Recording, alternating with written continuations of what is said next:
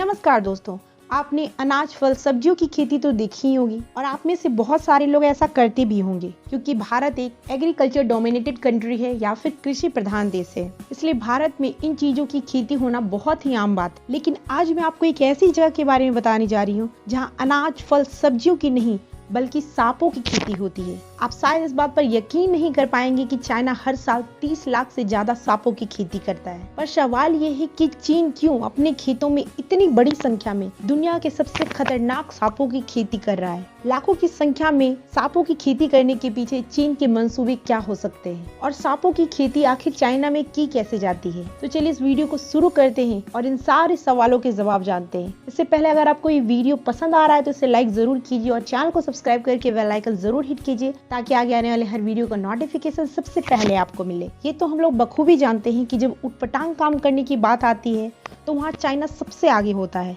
इन सब मामले में जहाँ दुनिया की सोच खत्म होती है वहीं चाइना की सोच शुरू होती है। ऐसा ही एक सरप्राइजिंग या फिर आश्चर्यजनक काम है हर साल 30 लाख से ज्यादा सांपों की खेती करना। जिन सांपों को देखकर हमारे रोंगटे खड़े हो जाते हैं, उन्हीं सांपों को यहाँ के लोग लाखों की संख्या में पालते हैं और फिर मार्केट में जाकर बेच देते हैं। लेकिन एक अहम सवाल है कि चीन में सांपों की खेती की कैसे जाती है। चलिए जानते हैं। चीन में जिसिक्याओ नाम का एक विलेज या फिर गाँव है जहाँ के लोग सांप पालकर इतना पैसा कमाते हैं जिसकी हम कल्पना भी नहीं कर सकते। लेकिन आज भी उनके घर में हीरे जवाहरात और नोटों की गड्डियां नहीं बल्कि सांपों से भरे हुए हैं। इस गांव में रहने वाला हर इंसान सांपों की खेती करता है और इनके घर के हर कमरे में सांपों का ही राज होता है। वो भी ऐसे वैसे नहीं बल्कि खतरनाक जहरीले सांप। ये लोग उन्हीं सांपों के साथ बैठकर खाते पीते हैं और वहीं पर सो भी जाते हैं। इसी वजह से इस गाँव को स्नैक विलेज के नाम से जाना जाता है। चीन के इस छोटे से गाँव में करीब 1000 लोग रहते हैं और हर इंसान औसतन 3000 सांप पालता है।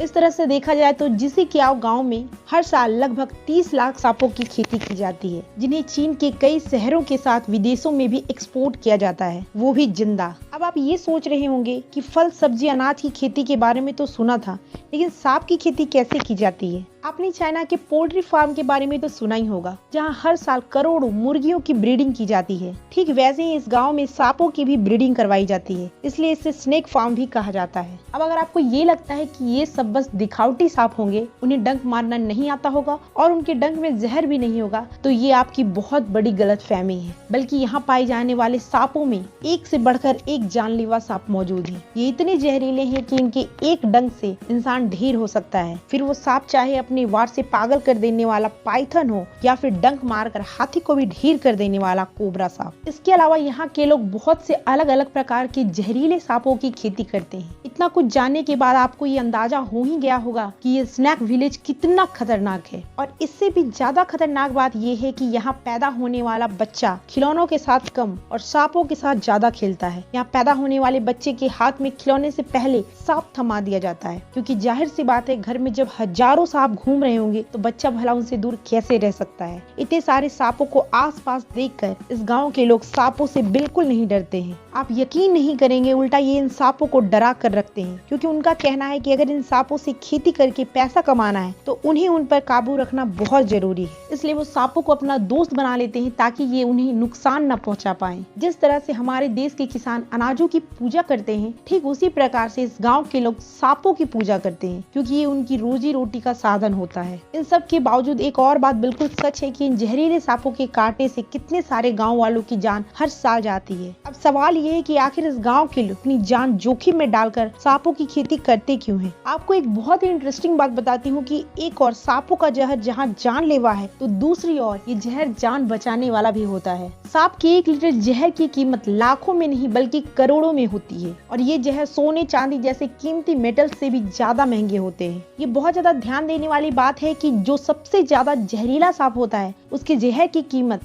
4 करोड़ प्रति लीटर से भी ज्यादा होती है, क्योंकि उसके जहर का इस्तेमाल कई तरह की दवाइयां बनाने में की जाती है, जिसमें कैंसर जैसी जानलेवा बीमारी की दवाइयां भी शामिल हैं। यही वजह है कि यहाँ के लोग अपनी जान जोखिम में डालकर सांपों की खेती करते हैं। बात यहीं पर खत्म नहीं होती है। चाइना में सांप की खेती करने के पीछे और भी कई वजह हैं। चीन में सांपों की मीट की बहुत ज्यादा डिमांड है। इस बात को मैं आपको कुछ इस तरह से समझा सकती हूँ कि जिस तरह से हमारे देश में मटर पनीर, पालक पनीर और पनीर के पराठे खाते हैं, ठीक वैसे ही यहाँ के लोग सांप के मांस के कई तरह के डिशेस बना के खाते हैं। साथ ही सांप के मीट वाला सूप भी पीते हैं। हैं। अभी के समय में चीन में हजारों स्पेशल स्नैक फूड रेस्टोरेंट हैं और चीनी लोगों को सांप की डिशेस कितनी पसंद है, आप इसका अंदाजा इसी बात से लगा सकते हैं कि संघाई शहर में ही लगभग 6000 ऐसे रेस्टोरेंट हैं जहां बड़े मजे से लोग सांप के सूप पीते हैं और सांप से बनी हुई डिशेस खाते हैं। आपको यकीन नहीं होगा कि चीन के लोग हर साल करीब 10,000 टन सांप के मीट खाते हैं। इसके अलावा चीन में सांप से बनी शराब का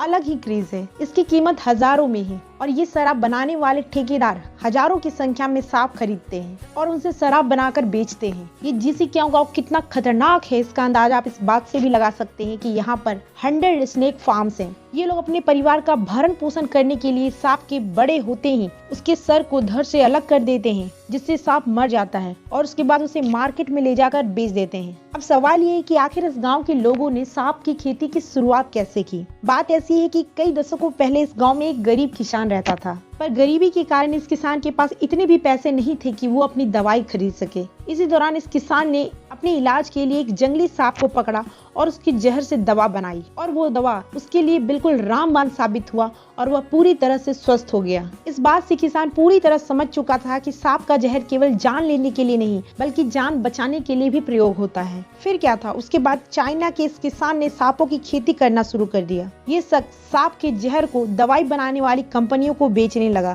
सांप के मांस को चीनी रेस्टोरेंट को सप्लाई करने लगा और सांप की ऊपरी स्किन या फिर चमड़े को लेदर बनाने वाली कंपनियों को देने लगा। देखते ही देखते उसका यह बिजनेस बहुत ज्यादा आगे बढ़ गया। इससे इंस्पायर होकर गांव के दूसरे लोगों ने भी इसी काम को करना शुरू कर दिया और अभी के समय में हालात ऐसे हैं कि गांव के लोगों की आर्थिक स्थिति इन्हीं सांपों के व्यापार पर टिकी हुई है। कोरोना काल में जब चीनी लोग बाहर का सामान खाने से डर रहे थे और एक्सपोर्ट भी बंद हो चुका था, तब इन गांव के लोगों को इकोनॉमिक क्राइसिस या फिर आर्थिक संकट का सामना करना पड़ा। लेकिन अभी के समय में इनका बिजनेस बहुत बढ़िया चल रहा है। चलिए फाइनली जानते हैं कि चाइना में सांपों की खेती का पूरा प्रोसेस क्या है। लकड़ी या शीशे के इन छोटे से बॉक्सों में सांपों को पाला जाता है, जहाँ पिंजरा खोलकर उन्हें समय समय पर खाना खिलाया जाता है, जिनमें छोटे सांप, चिकन और मेढक का मांस दिया जाता है। और जब फीमेल स्नेक अंडे देती हैं, तो उन्हें बड़ी ही सावधानी से बक्से से बाहर निकाला जाता है और दूसरे बक्से में रख दिया जाता है। उसके बाद इन अंडों को बड़े ही ध्यान से बक्से से बाहर निकाला जाता है, जिसके बाद थर्माकोल के एक छोटे से बॉक्स में मिट्टी की एक परत बिछाई जाती है, जिसमें 25% मॉइस्चर या फिर नमी रखी जाती है और उसके ऊपर अंडे रखे जाते हैं और फिर उसके ऊपर थोड़ी सी मिट्टी डाली जाती है। उसके बाद उसे 70 से 75 दिनों के लिए छोड़ दिया जाता है। इसी बीच जो अंडे खराब हो जाते हैं उसे बाहर निकाल दिया जाता है। 70 से 75 दिनों के बाद अंडे फूट जाते हैं और बच्चे बाहर आ जाते हैं और फिर बेबी स्नैक को पाल पोस कर बड़ा किया जाता है। एक और बात जो यहाँ पर बहुत ज्यादा इम्पोर्टेंट है वो ये है कि इन सांप के बच्चों के नरिशमेंट या फिर पालन पोषण के लिए टेम्परेचर और मॉइस्चर को मेंटेन रखना बहुत ज्यादा जरूरी है, क्योंकि ज्यादा ठंडी या फिर ज्यादा गर्मी में ये सांप के बच्चे मर जाते हैं। सांप जब बड़े हो जाते हैं तो उन्हें स्लाउडर हाउस या फिर बूचर खाने में ले जाने से पहले उनके जहर को निकाल लिया जाता है। उसके बाद इनका सर काट दिया जाता है, जिससे वे मर जाते हैं। फिर उनका मीट निकाल कर अलग कर लिया जाता है और इनकी ऊपरी स्किन को अलग करके धूप में सुखाया जाता है। जहाँ इन सांप के मीट का प्रयोग खाना खाने में होता है, तो वहीं इनकी ऊपरी स्किन या फिर चमड़े का प्रयोग बैग या फिर बेल्ट जैसी चीजें बनाने के लिए होता है। और इस तरह से इस गाँव में सांपों की खेती की जाती है। क्या आप लोगों को चाइना में सांपों की खेती के बारे में इतने डिटेल से पहले पता था? आप अपने जवाब कमेंट बॉक्स में जरूर दीजिएगा। अगर आपको वीडियो अच्छा लगा हो तो इसे लाइक, शेयर और सब्सक्राइब जरूर कीजिए। फिर मिलती हूँ आपसे एक नई वीडियो के साथ, एक नई जानकारी के साथ। तब तक के लिए इजाजत दीजिए। धन्यवाद।